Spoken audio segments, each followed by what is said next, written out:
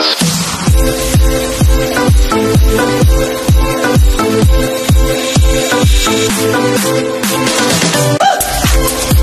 day guys, ito may gagawin na naman tayo. Yung TV Diban model number 32DL400.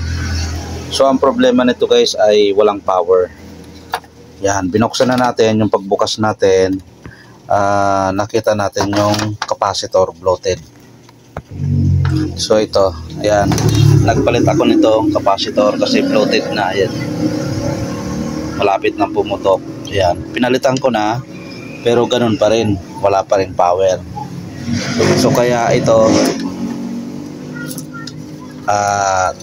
tinignan ko, sira yung MOSFET dito, yung pinaka regulator nya. Ayan. So ang ginawa natin, nag-install na lang tayo ng 4 wires. Ayan. Okay. So ang connection ng 4 wires, meron siyang black. Yung black ay doon sa ground, doon sa main filter capacitor. Ayan. Ito yan o. Ayan. Gumaan yan doon. Ito yung negative ng main filter capacitor. Ayan. Tapos yung red natin, yung gitna ng MOSFET transistor. Ayan. Okay, tapos yung yellow, yun yung 12 volts. Yung blue ground. Sa secondary na yan. Kasi ito primary, yung black and red. So secondary natin yung yellow and blue para sa 12 volts. Dito yan o. Secondary, itong pinalitan natin na capacitor. So yun ang install. Tapos yung trimmer, may trimmer kasi yan eh. Yan o. Maka-install yan dyan. Pag ginamit kasi natin to, kadalasan ang select nito is 5 volts lang ang out. So pipihitin mo lang ito para tumaas, mag-adjust itong trimmer na to. So pinihit na natin, nakuha na natin yung 12 volts kasi 12 volts ang kailangan natin doon sa secondary.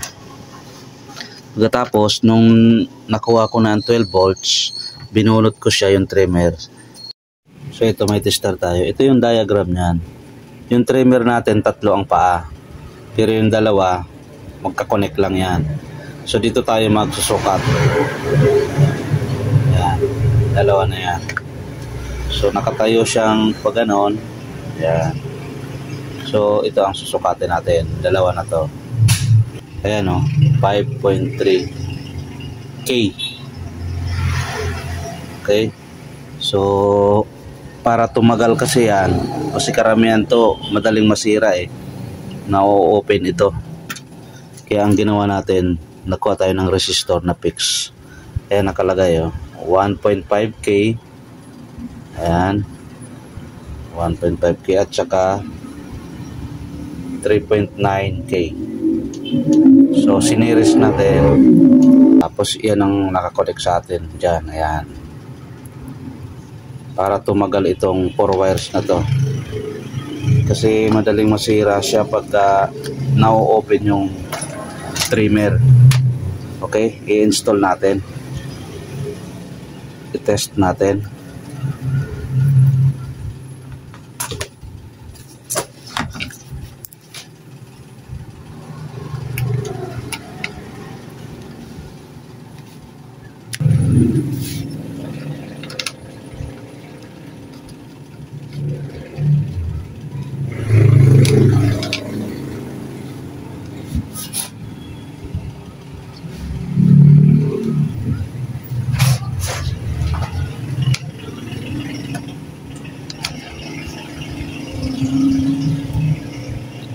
So itong resistor, balutin na lang natin ng sinkable tube.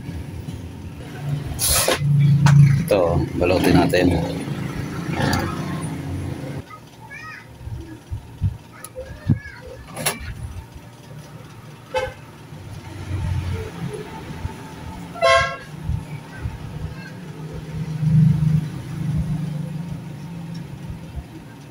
Okay.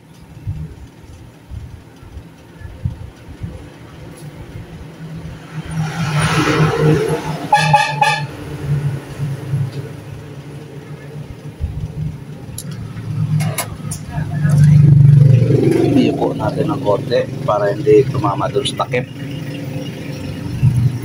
Yan.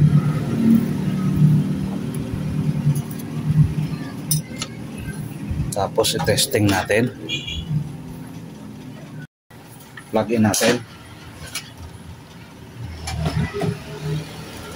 Okay, natin. Yan, standby. Trigger natin, ayun. Ayun, lumabas na, hindi ba? Okay. Mayroon na rin. Bigyan natin ng signal.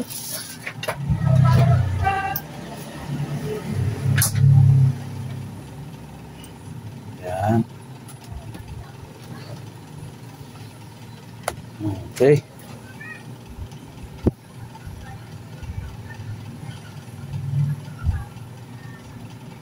Malinis pa.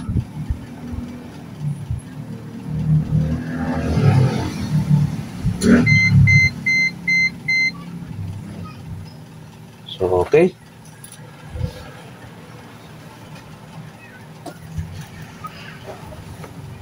Tatakpan na lang natin yan. Ayan.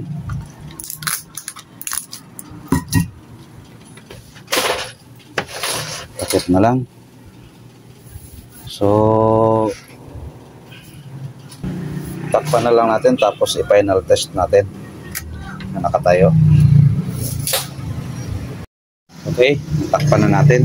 Tayo na natin. Plug in. Ayan. Pindutin natin yung standby power mode. Okay.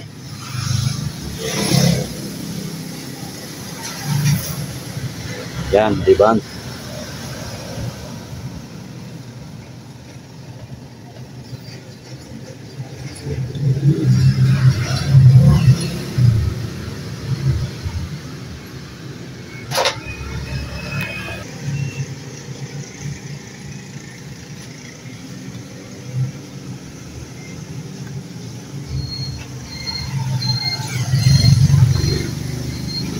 Okay, maayos pa ang picture. Wala pang problema sa screen. Wala pang lines.